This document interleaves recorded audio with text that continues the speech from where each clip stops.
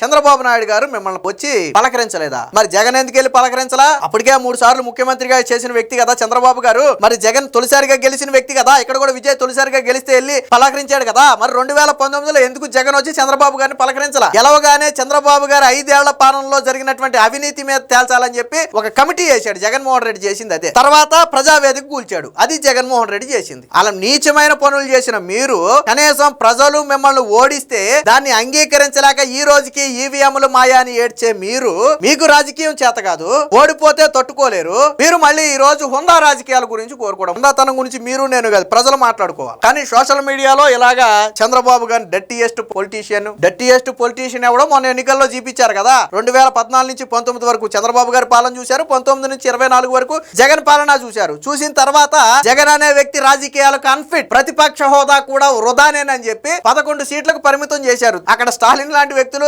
Strong opposition లో ఉన్నారు. మీరు ఆళ్లతో పోల్చుకోవడం సిగ్గు లేదు మీకు?